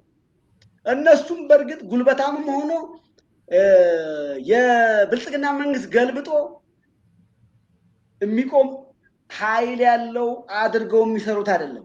ልክ እንደ ያኔ ወያኔን እንደሰሩት የሆነ ድንበርን ይሄን ውሰዱ ይሄን ውሰዱ የሚል ወደ ሙሉ ውሰዱት ሙሉም ውሰዱት፣ የባህር በር የሚባል ነገር የለም፣ እንትን አሰብ ግመል መጠጫ ነው፣ ወደብ እንደ ሆቴል ኪራይ ምናምን በገንዘብ እናገኘው የሚል የልጅ እንትን መለስ ዜናዊ ነፍሳቸው ይማርና እንደዚህ ነበር ሲሉ በጆሮ የሰማሁት ነው የማወራ። ልክ እንደ ሆቴል የምንከራየው ምናምን ሲሉና እኚህ ሰውዬ የሴክሬሲ ናሽናል ሴክሬሲ ምናምን አያውቁም ወይ? የቴሪቶሪያል ወተር ሃይሲ ኮንቲኔንታል ሼልፍ ምናምን የሚባለው ያለውን ጥቅም አይረዱም ወይ ምናምን እል ነበር። ምናልባትም ሰውየው ወይ ሳይረዱ ነው ወይ ደግሞ ፈርተው ነው ሻዕቢያ። ስለዚህ እንዲህ አይነት ሻዕቢያን የሚፈራ አይነት ኃይል መፍጠር ወይ ደግሞ ተላላኪ ኃይል መፍጠር በስልጣን ላይ ያለንም ሊመኙ እንደሚችሉ ልንክደው አይችልም። ግን አስተላለፉ የሁለቱ ኃይሎች ቅኝት ነው። የውስጡ ኃይል ግን ለነሱ ተገዢ የሆነ እና ወጥ የሆነ ኃይል ይሆናል ብለህ እንዳትታስብ። ካስተላለፉ አንፃር የነሱን አቋም በፍጹም የሚቃረን ትጥቅ እንቅስቃሴ ውስጥ ያለ በተለይ አማራ ክልል ውስጥ ያለ የነሱን እንቅስቃሴ የሚቃወም ብዙ ኃይል እንዳለ አውቃለሁ። ሁለተኛ ቅድም ባልከው በትህነግ ስሪት ውስጥ ሆኖ የተለየ ፓርቲ መሰረተም ያልመሰረተም አካል የትህነግ አናት የነበረ አካል ሁሉ ከነሱ በተቃራኒ እንደቆመና የሻዕቢያን እንቅስቃሴ ወይ ደግሞ ኤርትራንና የሻዕቢያንና የግብፅን እንቅስቃሴ በጠላትነት የሚያይ ኃይል እንዳለም አዘንጋ። ግን አስተላለፉ ግማሹን ቅንጥብጣቢ የተወሰደበት አለ። አገር ውስጥ ሰላም ድል ተጠይቆ ያለ ቡጥ ደናፊት ፈገግታ ያለው ፊት ያላገኘ ከነሱ ጋር እንደሚቆም ይጠበቃል። እንደ ኦነግ አይነቱ ደግሞ ዘላለማዊ የፈለገ የውርስ የሽንፈት ታሪክ የሚፈልግ ቡድን አለ። ከማንም ይሰለፋል። በቃ ወያኔ ጋር ስንዋጋም ከኋላ ህዝብ አፈናቅሏል፣ ወቅቷል ምናምን ጠቅላይ ሚኒስትር አብይ አህመድን አግኝቶ ቢያገኘው ይገለዋል። እኔንም ቢያገኘኝ አንተን ቢያገኘኝ የሚገል አይነት ነው። የፖለቲካ እንትኑም በግልጽ እንትን ያላለ ጠርቶ ያልወጣ ኃይል እንደሱ በጣም ጠቃሚ ነገር ያነሳሁት እንደው ላስምርበትና አሁን ያሉት ጠቅላይ ሚኒስትር ወርደው አቶ ጀዋር ጠቅላይ ሚኒስትር ቢሆን እንደ ፍላጎቱ ወይ ጃልማሮ ጠቅላይ ሚኒስትር ቢሆን ወይም አቶ ልደቱ ጠቅላይ ሚኒስትር ቢሆን ወይም ደግሞ ዶክተር ደብረጽዮን ጠቅላይ ሚኒስትር ቢሆን የኢትዮጵያን ጥቅም እስካስጠበቀ ድረስ ግብጽ አርፋ ትተኛለች ወይ? እንደዛ አይነት ኮንሴፕት ነው የገባኝ። ዳምጠው ልክ ነኝ? ረዳት በቃ ጠላትነቱ እዚህ ላይ ነው። ግልጽ ቋንቋ ልንገርህ፣ ከግብፅን ተዋትና ትህነግ ወያኔ የሆነ ያክል ጉልበት ማቆጥቆጥ ሲጀምር ከኢትዮ ኤርትራ ጦርነት በኋላ ትንሽ የኢትዮጵያ ህዝብ አረጎራው እያለ ሄዶ ከተሰዋ በኋላ የሻዕቢያና የኢትዮጵያ አቅም የምጥጥን ደረጃ ሲለካ ከተለካ በኋላ ጫማ ከተለካኩ በኋላ እኮ ቀጥተኛ ጠላት የሻዕቢያ ወያኔ እኮ ነው። የስልጣኑን እንትን ቅመም የያዘው ወያኔ ስለነበረ ቁልፏ ላይ እሱ ላይ እጅ ላይ ነች ብላ ስለሚያምን ጸቡ ወያኔና ሻዕቢያ ሆነ ቁጭ አለ እኮ በቃ። ስለዚህ ኢትዮጵያ ውስጥ አቅም ያጎለበት የኢትዮጵያ ኃይል ካለ የግብፅ ጠላት ነው፣ የሻዕቢያ እንደ ቡድን ጠላት ነው። ኤርትራ ጠላት አይደለም፣ የሻዕቢያ ጠላት ነው የሚሆነው። ስለዚህ ግብፅ በዚህ ቅድም ባልኩ ቋሚ ጠላት የለም ቋሚ ወዳጅ የለም የሚለው መርህ የሚሰራለትና የማይሰራበት አግባብ አለ እና ሁሉንም አንድ ሸሚዝ ለሁላችንም ለወፍራሙ ኤርሚያስ ዋቅጅራም ሳሳላ ለዳምጦም ላየለም አይሆንም እና እንትኖችን የፖለቲካ መመሪያዎችንም በልካቸው ነው ልንይዝ የሚገባውና የግብፅና የሻዕቢያ ጉዳይ በዚህ ቅርጽ ሊታይ የሚችል ነው። በጣም ጥሩ ረዳት ፕሮፌሰር ዳምጠው ተሰማ። የምርጫን ጉዳይ የተውኩት ማኒፌስቶውን ትልኩልኛላችሁ። ማኒፌስቶ መሰረት አድርገን አንተም የአብን ሰዎች ሌሎቻችሁ የምትመድቡት ሰው እንነጋገርበታለን እና አልረሳሁትም ለማለት ነው። በጣም ኢንተረስትድ ነኝ ማኒፌስቶውንም ለማንበብም ለመወያየትም። ለዛሬ ግን በጣም ደስ የሚል ውይይት ነው ያደረግነው። ብዙዎች ወደውታል። እንደ ማጠቃለያ እንደ ስንብት የምታነሳው እኔ የጎደለኝ ነገር ካለ እንሰነባበት። የሆነች ነገር አንሳና የምትፈልገው። አመሰግናለሁ።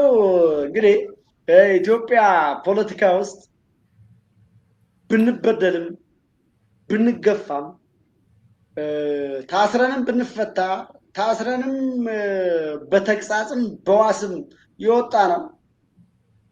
እንዲሁም በጣም አስቸጋሪ ሁኔታ ገጥሞን እንኳን ውሳኔያችን ትክክል ነው ብለን አምነን ወደ ጫካ የገባ ነው በጠላት አስተላለፍ ትንተና ስትራቴጂክ ጠላትን በምንም መልኩ ስትራቴጂክ ጠላት አይደለም ሊያስብል የሚችል ምክንያት ስለሌለና በተለይ ደግሞ በአማራ ማህበረሰብ ውስጥ የሻዕቢያ የወያኔ የግብፅ ጥምረት የጠላት ጥምረት በመሆኑ አማራዊ ለዛም ቀለምም ያለው አካል ከሚቀርበው ኃይል ጋር ሊሰለፍ ይችላል እንጂ ከእንደዛ አይነት ኃይሎች ጋር ሊሰለፍ አይችልምና ይህንን እንደ ምክር የትኛውም ቦታ ላይ ያሉ ወንድሞቻችን እንዲወስዱልን፣ ሌላውም አካባቢ ያለው የኢትዮጵያ ሕዝብ ባብንም ሆነ በአጠቃላይ አማራዊ በሆነ ቀለም ውስጥ ያለ ትግል በዛ ቢባል የህብረ ብሔራዊ አንድነት መዋቅሮችና ማዕቀፎች ትርክቶች እንዲሁም የፖለቲካ ህግጋት እስኪኖሩ ድረስ የብሔር ፖለቲካ ሊያራምድ ይችላል እንጂ የኢትዮጵያ መሰረታዊ አንድነት ሊያመጣ የሚችልና የጋራ ትርክት የጋራ ሴት እንዲሁም የጋራ ራዕይ ሊያመጣ የሚችል ስርዓታዊ ቀለም ያለው ስትራቴጂ ባለበት አግባብ የአማራ ህዝብ ከየትኛውም ኢትዮጵያዊ ጋር የጋራ ፖለቲካ የጋራ ፖለቲካል ማህበረሰብ ሊፈጥር የሚጓዝ መሆኑን ካለኝ ልምድ ካለኝ የመተንተን ችሎታና ንቃተ ህሊና ተነስቼ ማሳወቅ መግለጽ እችላለሁ እና በዚህ መልኩ እንድንቃኝ እንድንታይና የአማራ ትግልም ቢሆን ለሌላው ማህበረሰብ የወንድም ትግልና የሰላማዊ ትግል አካል ሆኖ የሚቀጥል መሆኑን ለመግለጽ እወዳለሁ። ረዳት ፕሮፌሰር ተሰማ በጣም ነው የማመሰግነው። የአብን ከፍተኛ አመራርና ስራ አስፈጻሚ የፖለቲካ ጉዳዮች ኃላፊ ለነበረን ጊዜ በጣም ነው የማመሰግነው። በሚቀጥለው ጊዜ በማኒፌስቶአችሁ ላይ እንገናኛለን ብዬ ተስፋ አደርጋለሁ። መልካም ቀን። እግዚአብሔር ይስጥልኝ። ሰላም ይብዛ። አድማጭ ተመልካቾች ጥሩ ውይይት፣ መልካም ውይይት እንዳያችሁ ተስፋ አደርጋለሁ። ላይክ አድርጉ፣ ሰብስክራይብ አድርጉ፣ ሼር አድርጉ። በቀጣይ ደግሞ የምርጫ ማኒፌስቶአቸውንም ይዘን መተን ከአብን ሰዎች ጋር እንነጋገራለን። የዛሬው ፕሮግራማችን በዚህ ተጠናቀቀ። መልካም ቀን። አራዳ ፓርክና ወዳጅነት ፓርክ መካከል አፓርትመንቶች እንዲሁም ለንግድ ተመራጭ በሆነው በመሃል ተክለ ሃይማኖት የንግድ ሱቆችን ይዘንሎት መተናል። ቤተ መንግስት አቅራቢያ አራዳ ፓርክ ፊት ለፊት ከ30% እውነተኛ ቅናሽ ጋር በካሬ በ73500 ብር ብቻ ከባለ 1 እስከ ባለ 3 መኝታ አፓርትመንቶችን ከሜሪትስ ፕሮፐርቲ ይዘንሎት ቀርበናል። በጥሬ ገንዘብ ለሚከፍሉ 30% ቅናሽ የተደረገባቸውን ባለ 1 መኝታ በ3.6 ሚሊዮን ብር አጠቃላይ ክፍያ፣ ባለ 2 መኝታ በ6.9 ሚሊዮን ብር አጠቃላይ ክፍያና ባለ 3 መኝታ በ9.5 ሚሊዮን ብር አጠቃላይ ክፍያ አቅርበንሎታል። እንዲሁም ከ10% ቅድመ ክፍያ ጀምሮ በ3 ዓመት የግንባታ ሂደት እየከፈሉ የቤት ባለቤት ይሆኑ። በዚህ የመኖሪያ መንደር ውስጥ መዋኛ ገንዳ፣ ጂምናዚየም፣ ደረጃውን የጠበቁ ሰፋፊ ሊፍቶች፣ ምቹና በቂ መኪና ማቆሚያ ቦታዎች፣ ዘመናዊ የደረቅ ቆሻሻ ማስወገጃ፣ አውቶማቲክ ጄኔሬተር የተገጠመለት የከርሰ ምድር ውሃና ለተለያዩ አገልግሎት የሚውል ሰገነትም በአንድ አካቷል። እንዲሁም በመሃል ተክለ ሃይማኖት ከአንድ ሳምንት ባልበለጠ ጊዜ የምናወጣቸው የንግድ ሱቆችን ቀድመው ለመመዝገብ ከታች ባለው ስልክ ይደውሎ። ሜሪትስ ፕሮፐርቲ አራዳ